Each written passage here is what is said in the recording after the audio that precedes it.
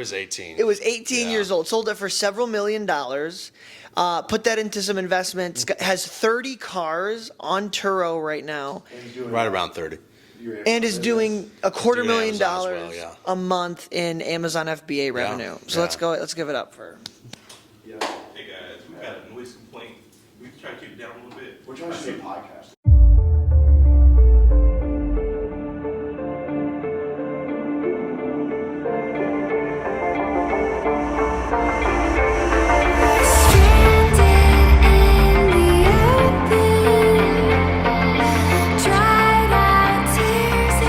We're live. Today we have a very special guest, the one and only Nathan Gardner. Here we go, one and only. That's fancy. Thank you for allowing us to record today, brother. Of course, of course.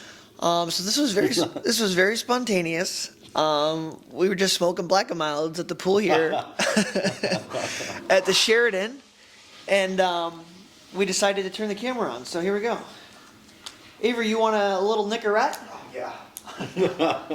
So Avery and I are going to have to share a microphone. I'll just kind of put this here, Avery, and then when you want to talk, you can just grab it. And then the only thing with these is when you're talking, make sure you talk into it. Talking or talking? When you're talking. So don't talk like this. Yeah, you want to, because it's picking up here. You know. No, so. I'm going to talk like this. Okay, so let's pick up right where. Okay, so let me introduce Nathan real quick. So for those of you guys who don't know Nathan. Nathan is 22 years old, freaking born and raised, loud and proud Texan with the boots, and sold a company, a golf company, at the age of 20. No. I was 12 years old. It was 18. It was 18 years old. Sold it for several $1,000,000. Put that into some investments. Has 30 cars on Turo right now. Right around 30. And is doing $250,000 well, a month in Amazon FBA revenue. So let's go. Let's give it up for. You're a round of applause. That's so nice. At 22 years old. So, we're super excited to be able to ask him some questions today. But let's pick up right kind of where we were. We were asking you. So, I mean, Avery and I are contextually kind of broke compared to Nathan here. And we're 28. And it's like, so I was asking Nathan, it's like, for me the past year, some of the biggest successful months is like when I've had the most fear and kind of had to forcefully drive myself to succeed and accomplish more. And I was asking Nathan kind of like, having several $1,000,000 in the bank invested, you're almost at the place now where you don't really have to work. What motivates you now to Yeah, I'm gonna put this here, Avery. So if you want to talk, we could just take it. Yeah, as we were talking earlier, I mean, money to me still is a motivating factor. As I said earlier, I think a lot of the times when you have a good amount of money stashed away, you immediately think you're going to lose the drive to want to create more money or more wealth, right? Yeah. And you might not even need the wealth to be grown as well. But to me, still, money is a motivating factor, no doubt still. And so when I was telling you earlier that one of the things for me is when I'm looking at creating a new business or expanding a current business, whatever it may be, I'm always looking for ways to create more wealth in that aspect and grow the income on it. And so there's new avenues. Recently, I've been doing third-party logistics, and so that creates some excitement where I set goals on a financial aspect of, hey, I want to reach 10 clients, which represents maybe $5,000 a month and profit for this company. And I want to continue expanding that. For Amazon, it may be, okay, I want to find a new supplier that nets me $5,000 profit from this supplier alone. So it's still a motivating factor, but it's not necessarily the end-all be-all factor for what I'm looking to grow in my business, right? And so, but I think it will always be a motivating factor, but it's not the only factor. Yeah. Right. Well, for the people that don't know, what's 3PL if they're watching this? Yeah. So third party. A lot of Amazon sellers, by the way, have a vision for 3PL because you have a warehouse and you want to eventually expand your cash flow. Yeah, that's a great point too. I mean, so the reason why 3PL stands for third party logistics for those who don't know, and it's very similar to Amazon Prep Centers, but it's utilizing more than just Amazon alone. And so we have clients that sell solely on Shopify, and what we do is we help provide those shipments to their end users for them for a per unit fee. And so that may range depending on what the company is and what the product is, of course. But that in the essence is what 3PL stands for in a way, to me at least, and what it's been for my company so far. we've been transitioning more recently to third-party logistics, especially after Avery's. How do you even classify that? His What do you mean? your Amazon store. Oh yeah. Oh yeah. My account shut down this summer. Yeah, I guess it's just There's a lot of it's risk. brutal account shutdown. When It's you're brutal. running an Amazon business, there, especially FBA, all your inventory is at Amazon. Yeah, so there's a major chance risk. that at any point in time they might turn that off. But I will say from experience, I've been through 5 Amazon account shutdowns, and every single time I've gotten my inventory back. So even though it's scary, you still own the inventory and you can still Right. get it back. Yeah. Yeah, so you still have to. I was explaining this to my brother because he was considering actually like investing, because Amazon business, like, I mean, you're averaging a 20% ROI. I'm Right. averaging like 30, 40. Like, that's compared to the stock market, that's really good.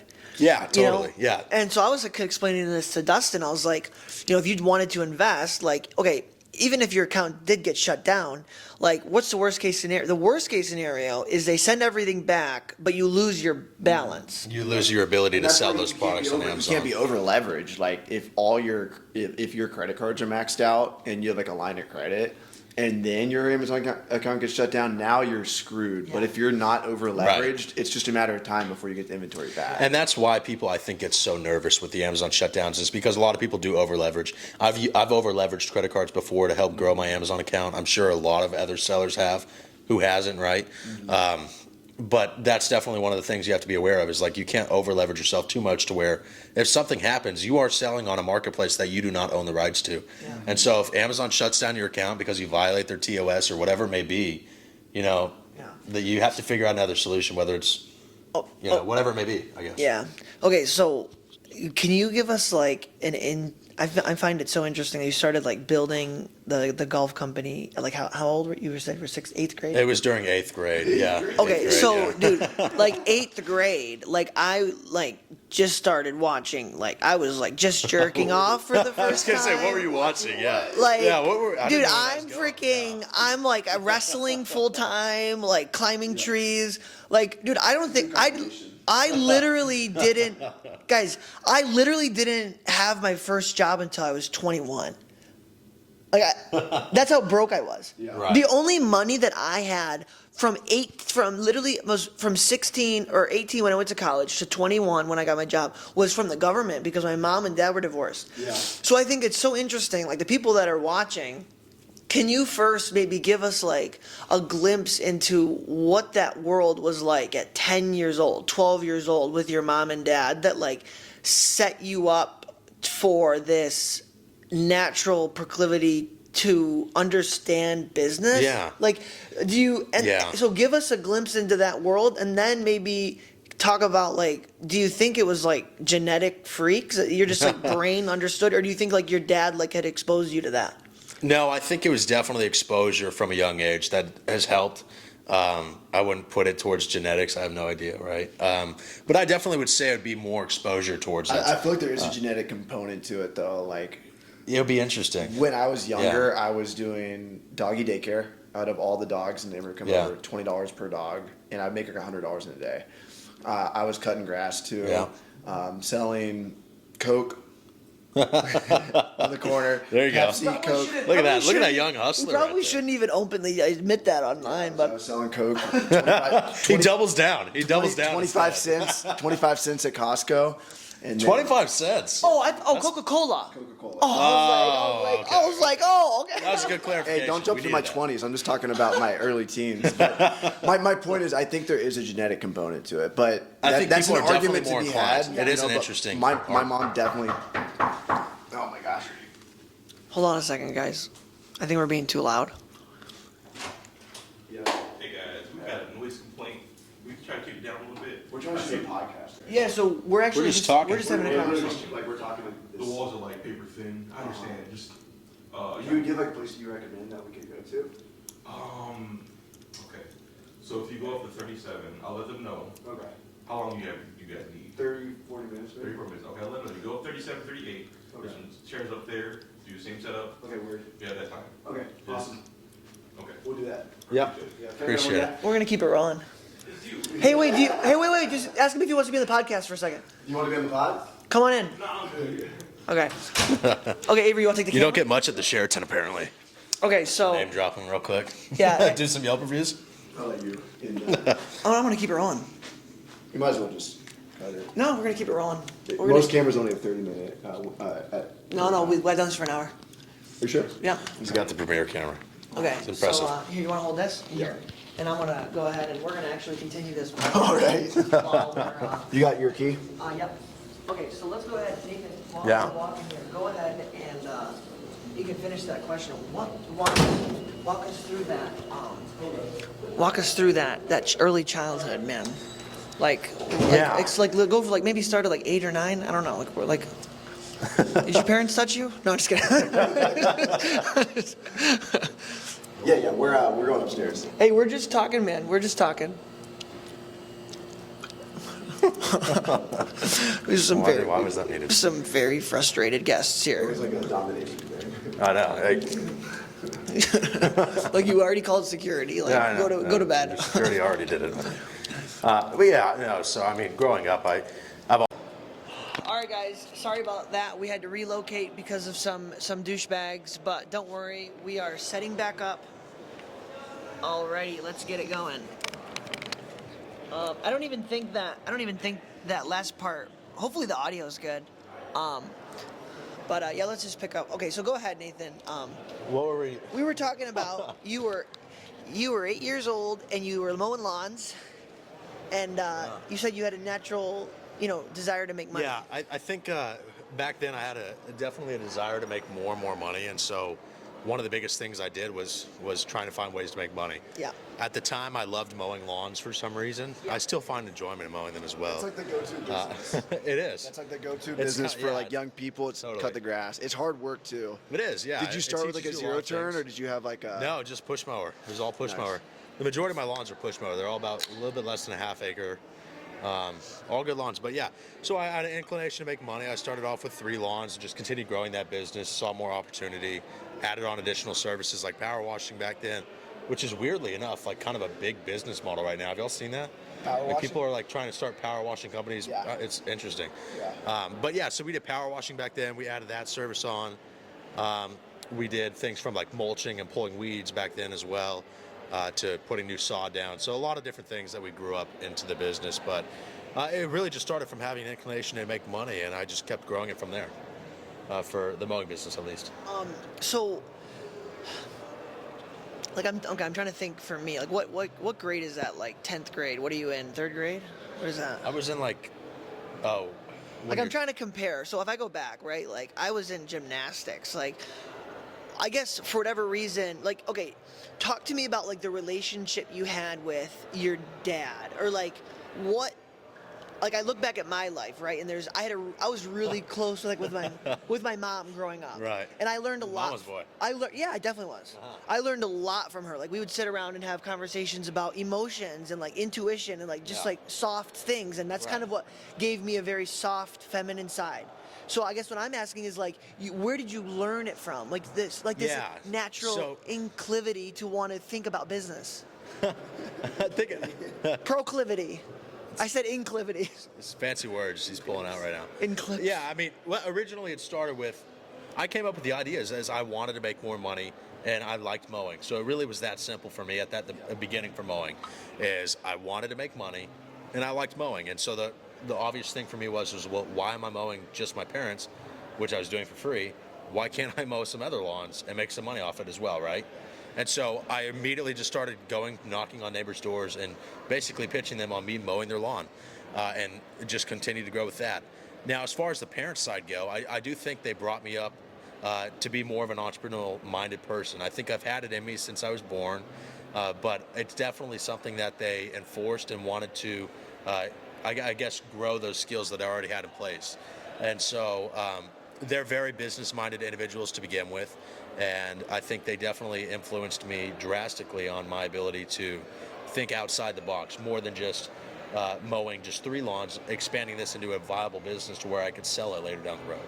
And so they definitely, they helped me come up with new ideas to think beyond what I was already thinking, if that makes sense. Yeah, I think that's really cool. So you're 10 years old and you decide to put money in Tesla. And Yeah. kind of walk us through that, because behind the scenes you were telling us about Yeah. that. That's a pretty crazy story. Yeah, I think it's definitely interesting.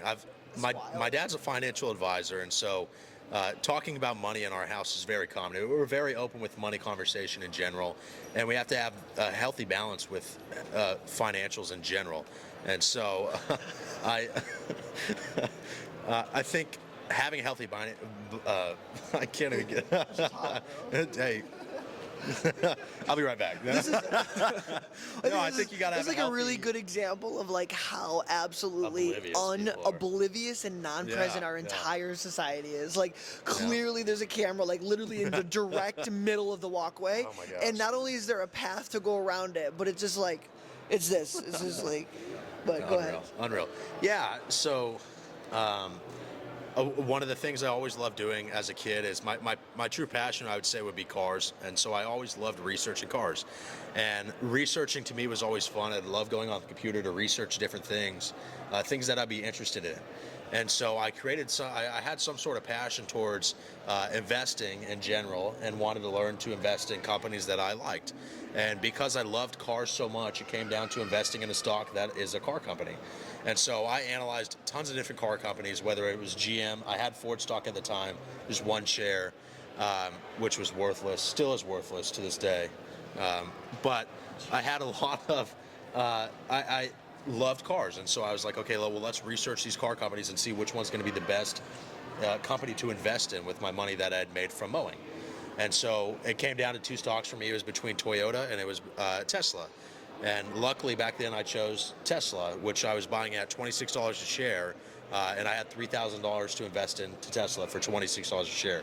And that was back in, I believe it was 2011 was the initial Did you like know investment, much so. about Elon Musk at the time? Not about Elon Musk specifically. I knew about Elon Musk and I guess the mission, but it was more focused around the company itself.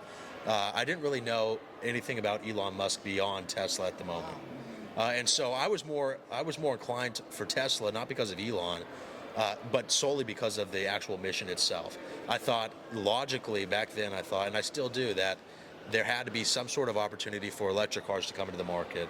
And I thought Tesla was the only viable company out there that had any sort of chance to expand it.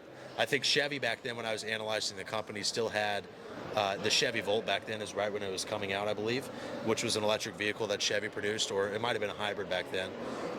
But that's what helped me analyze the company, is that I thought, and I truly do believe in Tesla. I liked more than the fact that they're just an electric company, electric cars, that they're doing more than that, and they're a lot more than just, they're really a software company to me, really a technology company. So but you bought back then at $26 a share, and Yeah. you've put $3,000 in. And what did you say is worth now? Yeah, I would say. I mean, I've continuously bought Tesla shares for literally since. But that what do you day. think So that I think 3,000? if we broke it down, it'd probably be a little bit over $1 million. So that initial, right around not anything 1.2, I wanna else, say. but just that initial 3,000 The initial 3,000, yes, is yeah. worth over $1 Yeah. million. Yeah, easily over $1 million. I mean, Tesla shares have split multiple times, and so yeah, those $3,000 worth of shares. I just have want to gone up say, drastically. like, I feel like that's like the perfect example of how, like, and this is already, I think, very well commonly said in the entrepreneurial space, but I'm gonna say it again. Like, making a lot of money has, like, hard work is part of that equation, but like, there's like 6 to 8 variables, and it's like one of them, and it's not even the most important thing. It's actually like probably more towards the lower end of the, like, I would say, like, right time, intelligence, belief in yourself. Like, there's so many other variables of making money. I feel like Yeah, yeah. that's made $1 million, and it's not like you really worked that hard. Like, maybe you put in No. 40 hours of research, maybe. Yeah, Like, no, that's the thing is, I mean, that was definitely a lucky decision, right? I mean, if I would have, I've looked at it, if I would have invested in any of the other companies that I was looking at, my investment still would have grown tremendously. It's been, what is that? It's 2023, so it's been 12 years since that date. So my investments would still have grown, but it would not be worth what it would be compared to Tesla. Toyota's was actually pretty good, actually, as well. I looked at that. It was pretty impressive. But it was also right timing, right place. I mean, think about it. We're coming off of the 2008 recession. And so stocks in general is still very low compared to, it was around 2010 when I was looking at buying these stocks. So the value of these companies were much less than they are now. Tesla was a very new company back then. They were established, I think it was in late 1990s or early 2000s or something. Was but it weird, like definitely luck growing comes up? into part. Like, did you feel like, okay, maybe the neighborhood that you grew up in was maybe more wealthy, but did you feel as an outsider growing up? Like, because I mean, like, if I knew one of my classmates had even $500,000 at 18, 19, let alone $1 million or two, I feel like that would be like, I'd be like, what did you know? I feel like that was it? Right. What, did you feel weird? No, it never really came into play, honestly. I never felt different about how my financial aspect affected my life. Were I you really ever tried not to let it affect Were you anything. ever like, damn, my classmates are poor as shit? No, there's definitely moments where, you go to Chick-fil-A and a classmate or one of my buddies would be able to afford Chick-fil-A. You're like, dude, come on, get a job, do something. But no, I mean, there's definitely moments, but it was not like, no one really knew. I don't share this information really with a lot of people. It wasn't one of those things where I don't flex on people that I made money off Tesla stock. It's not who I am as a person. And so I just really didn't care. And a lot of my friends didn't know back then. Now they obviously know, my close friends, right? But that was never really a conversation point. And that was one thing my parents always wanted to keep different is that money can change people, and you hope that it doesn't change you, but it still changes you to an extent, and you hope it changes you for the best, right? Yeah. But I don't think money should define you. What would you say to someone watching that's like, I feel like a lot of our audience is people that are even older and have gone through setbacks and don't necessarily have the same relationship to money. If someone's watching this, they're mid-20s, even early 30s, they're in a job they don't like, what would you say is something that they could play around with as like a concept or idea in their mind to help develop a more abundant or healthy relationship with like making money? Well, that's an interesting question. I mean, there's probably tons of different ways, but I guess how would you create a healthy relationship with money? Is that what you're asking, or? Like, so maybe break down what you believe is maybe like just sort of some of the flawed thinking that people have in our society around making money, and like what you would say to that person. Like if you had an aunt, like an Aunt Susie that's 32 and she came to you and she's like, Nathan, like I'm broke and I don't want to have to work my ass off for the next 20 years. What would you tell her? Yeah, I would say it's probably, to me, honestly, the way I would look at that realistically is I think it would come down to being a mindset problem. I think every single individual has the capacity to make millions of dollars. Half of them, well, more than half of them are never going to even take the initiative to try and make that money, right? A lot of the other individuals that are going to take that leap of faith and try and invest in themselves and make some money or start up a business, whatever it may be, they're going to fail, and then they're going to stop and immediately go back to their regular life of a 9-to-5 or whatever it may be, whatever situation they might be in. And so I think you're going to have these ups and downs in life, whether it's through money or their businesses that they're starting or relationships in general. You'll always have these ups and downs, but it's really persevering past those, and that's when you make the big difference. Now, I'm saying all this and persevering past. I didn't have to persevere past making the $1 million from Tesla stock. That's a little different.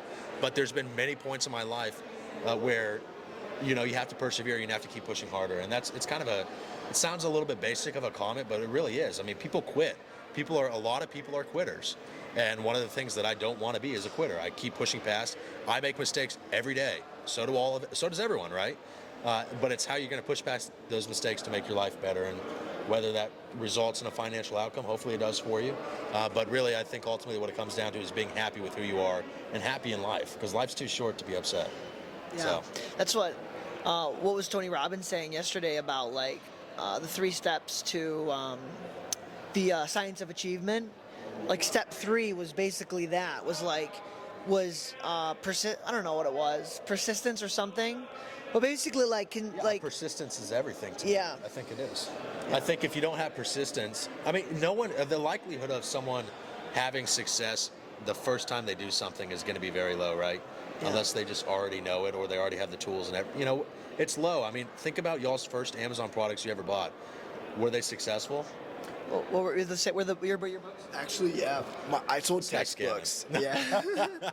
So I sold textbooks first, and like I got really lucky because textbooks just like sold like crazy. Right. So, but I had that initial products, success. right? Yeah. Like So that gave me the drive actually to keep going in Amazon and to not to see Exactly. it wasn't a scam. But then after the textbooks, yeah, tons of shit failed. Yeah, and I mean, we've all done it. We've all bought bad products that you just have to donate or throw away or whatever it may be. Yeah. But after those bad products and you lose $500 or whatever it may be, you don't quit, right? You keep Yeah. going and you find another product that's going to be able to make that money back. What I That's the find difference. interesting is you decided, like, you became a millionaire, and then you decided to go to Amazon FBA. Like, Yeah. what made you want to go to Amazon FBA? Because in my eyes, like, Amazon FBA is great. You can stack cash, but coming from a business you built and sold for millions of dollars, and on top of that, the Tesla investment. What makes you even think that giving Amazon FBA is like worth your time? What it came down to is Amazon was another avenue for me to make money, and I was always trying to find other ways to make money, and it was something that I thought I was worth investing time into for whatever reason it may have been. Carter Yes, Maxwell. I had. Was it Carter Maxwell? No, no, Carter. I didn't even know Carter was selling on Amazon back then, which is funny. Carter and I went to the same high school. We're still buddies. I think we played flag football back in the day when we were young. So I've known Carter my whole life. But yeah, Amazon was another avenue to make money that I wanted to look into, and I wasn't like, let's sell my mowing business, sell my other companies, and live off my Tesla money. That those sales of those businesses was never like, okay, well now I can relax. It's like, okay, well now I need to keep pushing because there's other things that I want to experience in life. There's other things that I want to buy. Like for me, like I said, my passion is cars, and cars are expensive, as everyone knows, and especially the ones that I want. So I got to have more money than $1 million from Tesla to be able to buy all the cars that I would want in my life, and be able to live. So it was another way to make money, and I looked into it, and I really enjoyed it, and I saw a growth factor where I could expand it, and just kept moving. Walk us through like your journey with Amazon FBA. Like, did you start reaching out to wholesalers immediately? Like, how'd you find your first products? Amazon was always a fun journey. I feel like I've tried so many different avenues on Amazon. Really couldn't necessarily find one that worked at the beginning. That way I was like, okay, this is something that I should really spend all my time to try and expand into. It was definitely a learning curve, like a lot of you probably are experiencing. I originally started with books, ironically. Hopefully I didn't watch any of Avery's videos. No, I originally started all with of his books. success is from my YouTube channel. Probably, no. So I originally started He's the with first one to books. watch all my stories on Instagram, Nathan. Yeah, no, immediately. I got the post notifications on. If I see it, I'm there.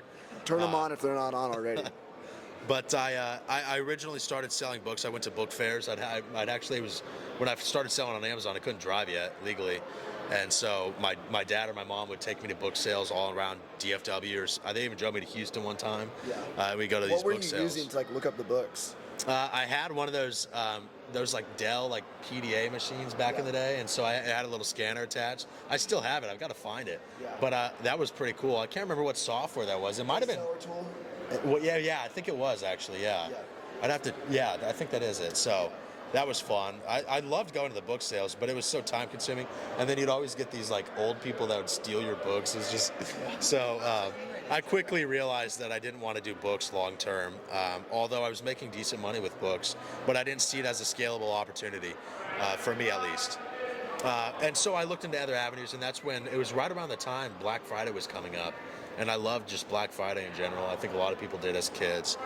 So I'd love to go to Best Buy, and I would go to Best Buy, and I would literally just started scanning everything at Best Buy, and then I found video games back then. Using like the Amazon Seller app on that? Yeah, that was all Amazon Seller app back then. And it still is probably my primary, if I'm going outsourcing. I like the Amazon Seller app for that.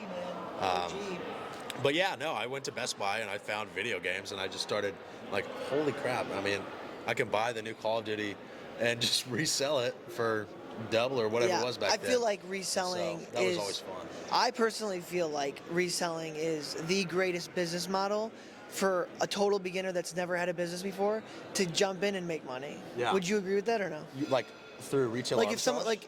someone I'm any arbitrage. Like I feel like Right. if you are working a job that you're not happy with and you want to make money doing something else, and if you had to look at all the different business options, affiliate marketing or starting a brand or Shopify or I feel like of anything that you could do, I feel, and maybe I'm biased because I do it, but I feel like reselling is on Amazon, like flipping things, even eBay, is the fastest and most simplest way to make money. Yeah, You I know, agree. if you other versus would all agree other with that. businesses. You would agree? Yeah, I think Amazon is a lot of there's I don't know how many people, but the majority of people have access to internet, right? Yeah. Whether even if you don't have Wi-Fi in your home, Starbucks free Wi-Fi. Everywhere you go has free Wi-Fi now, and there's you can make it work, right?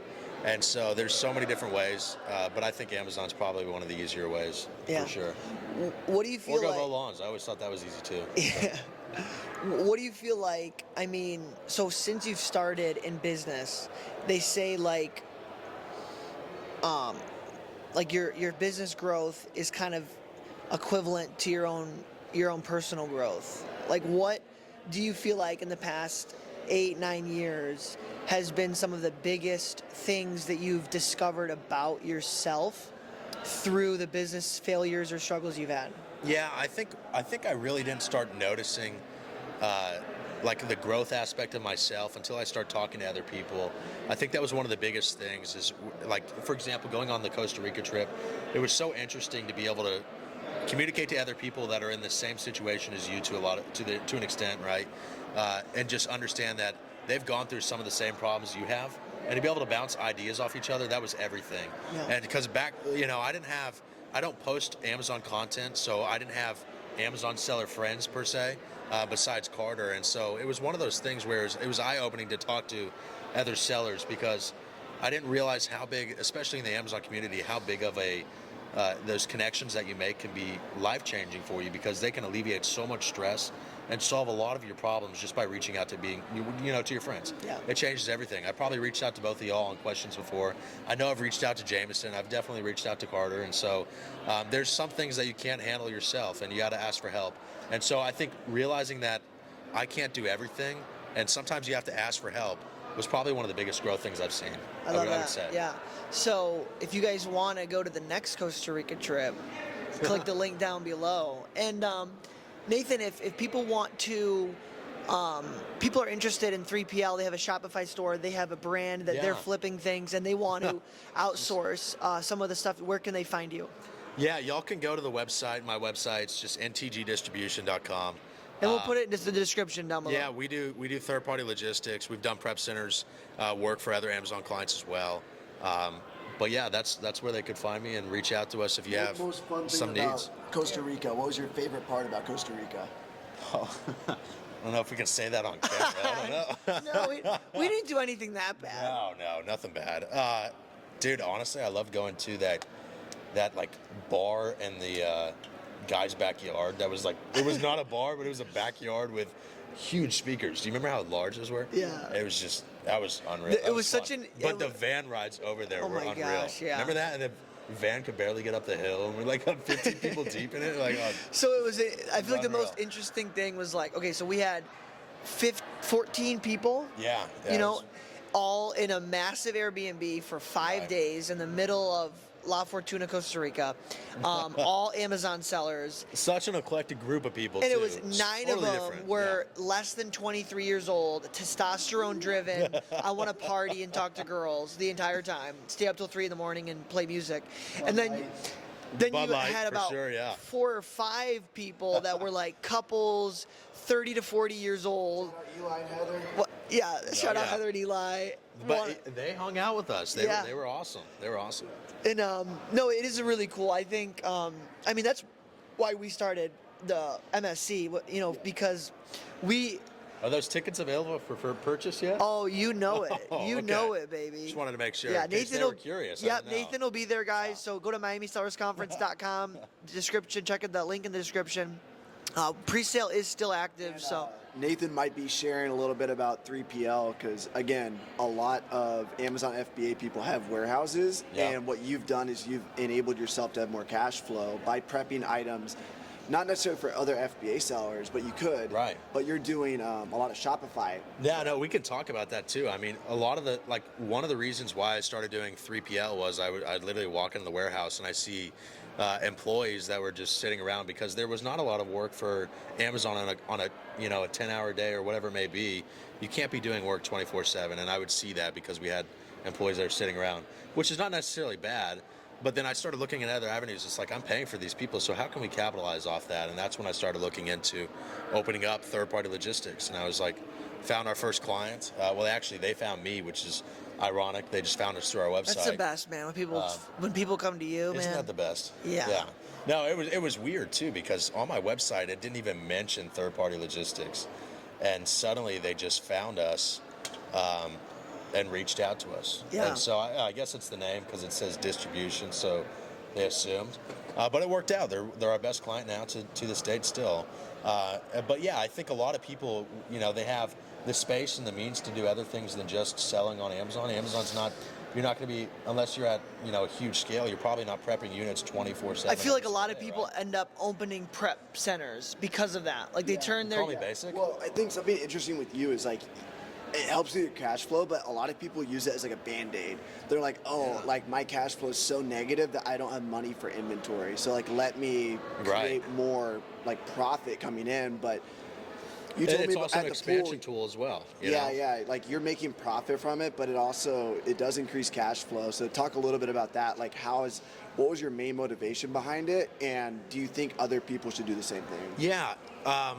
I think if you have the means to do it, it definitely could be viable for a lot of people.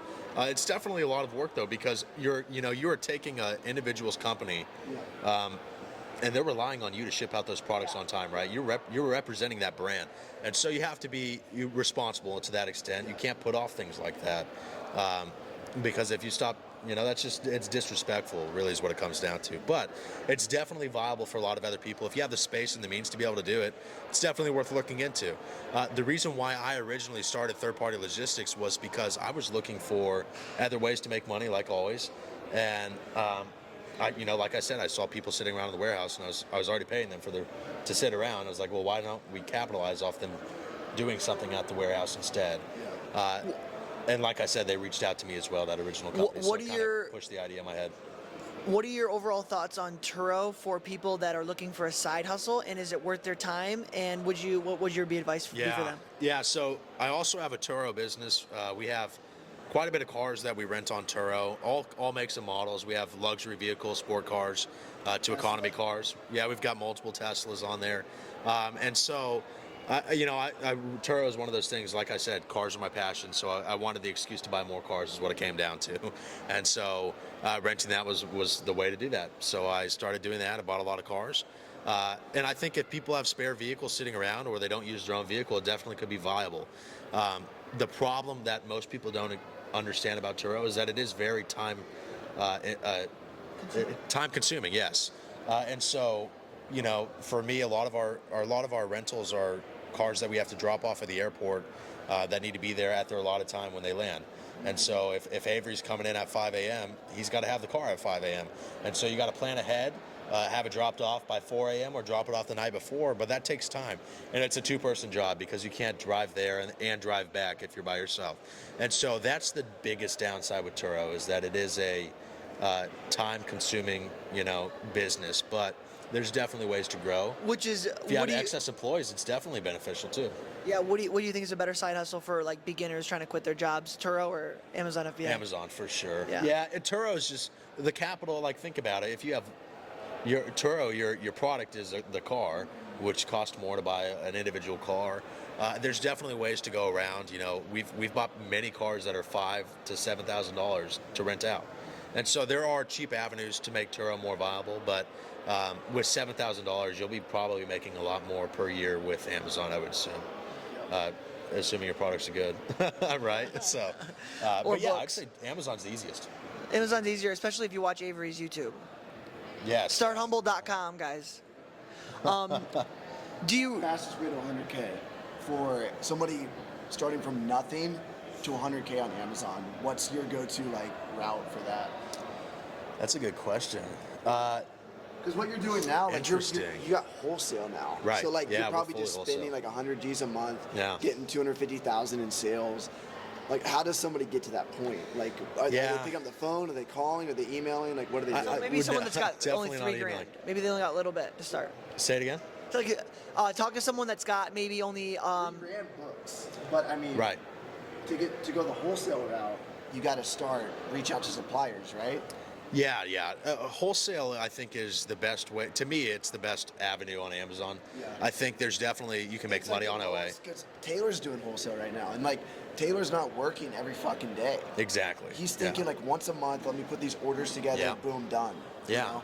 And I think that's why it is, because time is everything, honestly. I mean, whether you're using your time efficiently or not, but people like to do what they want to do, and I think time, it comes down to whether you want to hang with your friends or you want to be sourcing OA products all day. Yeah. But I think wholesale is definitely the most viable option for expansion, at least to me. Not that OA is bad. Yeah. But yeah, I would say finding suppliers is obviously, you have to find suppliers with wholesale in general. When I was finding suppliers, what I found is relationships are everything. They're everything in everyone's life. Your relationship with your spouse, whoever it may be, your friends. relationship. Yeah, Avery and I's relationship for sure is definitely up there. It's definitely spicy. It's very interesting. But yeah, no, I would say relationships are everything in your life, and they're going to be everything in your business life as well. And so you have to find these suppliers that are going to have a relationship with you. And it's not just a, give me everything. I want to just buy products and just not help you at all. Assuming you're helping them by getting sales, they can find sales other way. You've got to provide value to these wholesalers and these suppliers, and more than just buying inventory from them. I feel like and that's how I think you find the good quality suppliers. Is you're not just getting We got a good products, relationship right? with our supplier. What's your supplier? Wow, y'all don't like that, huh? Listen. That's how you know someone's making money. Like when you ask them about their supplier, they're like, oh. It's like Or it's a really bad it's like, hey, supplier, can I he's hang out with just your playing with girlfriend? It's like, hey, your girlfriend's beautiful. Can I hang out with her? You're one lucky dude. I just totally lost my question. I feel like for me, the number one metric. It was interesting because I was selling a lot of this one brand, and then I talked to a friend who gave me some advice, and the biggest thing I took away from our conversation was just sheer number of outreach. Like, I went into a business and got an instant, in person. Like, I was doing RA, I went into a business and got a bulk supplier, like just by walking Right. into it. And then I sold from that supplier for like 3-4 months, but I just stopped doing that. And I technically Stopped reaching out to them, or well, that was a big win. I went into literally went into a business and then started buying wholesale from them. It's like, Yeah. why didn't I keep doing that? And then I talked to my friend, and he's like, dude, just sheer outreach. We're calling 30, 40 suppliers a day. yeah.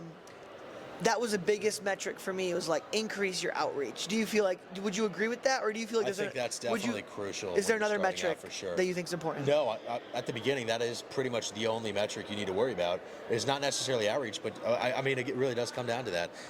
You have to call these people, because if you don't, you're not going to get suppliers. You're not going to find inventory, right? And I think so many people are afraid to pick up the phone and call them. They think it's scary to call the individual and ask them to create an account and a relationship with them. But it's not. And a lot of people, I see this all the time, is these individuals are selling on Amazon. They might be making the transition from OA to wholesale. And what they're doing is they're sending out copy-paste email to 300 different suppliers. I'm telling you, that's not going to work. I think every single wholesaler who's doing wholesale probably will say that's not going to work. You might find some suppliers that way, don't get me wrong, but they're not going to be relationship suppliers that I would want. You know what I've had really good luck with is like really nonchalant personal emails. Yeah, see, Like, I would agree. That's the difference is these copy and paste emails. Hey, I want to open up. Can you send me your supply list? Hey, can I open an like, account? who's going to read that? No one wants to read those boring emails, I know. right? Yeah, they don't want to read them. And no one wants to work with someone that sends them. Yes, right. And so, like you said, if you're going to send an email, being nonchalant, like you said, and treating them like a normal individual, treating someone like a normal person goes a long way. Yeah. I think. Oh, yeah. But I still would say you should call. I would still say call. I love email. Emails work really well for me. Really? Yeah. Good. Emails. But your emails, explain your emails compared to these like long, boring copy paste. I will find a store or I'll find a supplier, that I think could be good, and I'll just I'll usually get the owner's name. Yeah. I'll usually ask for the owner. I'll get their name, and I'll just send them an email like, hey, can I place a bulk order with you? And I'll literally just ask that. Yeah. And say, hey, and I won't even say anything about who I am. And Interesting. yeah, and they Wow. and that's actually worked really well for me because like I feel like the emails I've sent where it's like, hey, like I'm actually located in Salt Lake Yeah, and I'm doing yeah. all this and look how big I See, I agree. am, and it's yeah, like it's like a but- comparing size but, contest. Hey, can I? But the thing about this, it's like you go up to a girl in public and it's like, I don't know what you'd say. I'm not good at. That is great. Yeah, no, keep going. I want to I hear gotta this. send that to Diana. Clip that. But imagine if you go up to a girl. Diana's gonna be so happy after Yeah, that. She's like, imagine if you go up to a girl and you're like, hey, you look great tonight. Like, I could only imagine, what a night would be like with you or something. Like, okay, what's that gonna do in her brain? It's gonna be like, wow, I'm like really curious. I didn't say anything about myself. I just said like, so imagine if I was like, you're a supplier that I could work with, and I'm like, Right. hey, I'd love to like place a bulk order with you. You'd be like, when I'll supply, in my mind, and maybe, you have probably more experience in wholesale than me, but like in my mind, when a supplier hears bulk order, they're like, oh, money. yeah, I would assume so. Yeah, I would think so. I mean, it's different because I really don't send emails really ever. Okay. So you definitely are more aware of the emails. I think I think a lot of people focus on emails so much that they don't even ever consider picking up the phone, and that's the problem to me. And I agree, though. I think your way of going about emails is definitely, it's proven to be more successful with you. But I think a lot of these people, they're doing like you said. Hey, my name's Nathan. I'm looking to place an order. Wondering if we can place $5,000 of an order. Or they have their VAs send them out, which I get to my company all the time, and it's their VA, and it's just not even. It's not English. It's not a properly written sentence, and that's also a problem because it immediately unvalidates them. I know one of the biggest breakthroughs for me was understanding, like it's so easy to get into RA or OA and like go to the store and like buy all these things from retail stores, but like as soon as you start thinking about that jump from buying directly from a supplier or a brand, there's an entire different ecosystem of the way that goods are moved around, and a brand direct relationship versus a supplier versus a store versus like a retail store, like, and understanding like how that access and rights are handed out, and like how like it's going to be very difficult to call Dove soap and land that, like, versus like, reaching out to like a supplier down the chain who like buys from Dove is going to be easier. And like once my brain Right. started to like, The anchorage started to understand all of that, Right. that's when I began to connect the dots a little bit better. And then I understood who I was talking to and how to, you know what I'm saying? Yeah, no, I totally do. I agree. I think you have to transition your mindset Yeah. for sure. To understand the entire like It's kind realm. of like a web, right? Yeah. You got to understand the different avenues because, like you said, Dove soap's never going to pick up your call. Yeah. And so, but how do I sell Dove soap? Or they're going to laugh You at have you. to find different ways to sell it, right? Yeah. But yeah, no, they definitely laugh at you. Probably your $10,000 a month doesn't mean anything to them. But yeah, Did you ever buy Dove soap in your OA days? No, never did. What'd you focus on? I did a lot of Nike. I did Adidas. We can talk about Glossier. that was lit. Yeah, I just did a bunch of clothing, shoes, flips like that. So that was good for me. Fast selling products, easy on gates. But I can tell you wholesale's been like way better because there's less competition, for sure. yeah, I think it's less competition and it also alleviates so much stress because you're not relying on constant sourcing of products. I feel like in OA in general. I feel like OA in general, the products go bad quicker, right? Or because there's so much Because competition. like everybody has access to them. Yeah. Right. Oh my God. Like Right. Jameson just shared something the other day. Like he bought a Walmart lead and went from 5 people to 300 sellers in a month. Oh, it is so nice to be out of that and like moving into private label. That's what I'm saying. It's so much stress with OA to me. Oh my And gosh. these wholesale products, I mean, we've got products that I've had for years that we're still selling, Yeah, that's awesome. you know? That's And awesome. so I think that's, but there's still bad products in wholesale for sure that phase Nathan, out. There's a life cycle. Do you read it all? No, not really. I'm not really. What do you do for like to learn and like? Yeah, no, I never learned how to read, so I just never really got into it. But yeah, that's an interesting question. Like, do really. you, like, to do you, learning? like- I would say it still comes back to research, probably the internet the Research, most. internet, Yeah. YouTube, or I like YouTube videos. I definitely have learned through that quite a bit, for sure. But I wouldn't say that's my primary. Honestly, just articles. I like Okay. reading articles, I Nice. guess. But I don't really read books.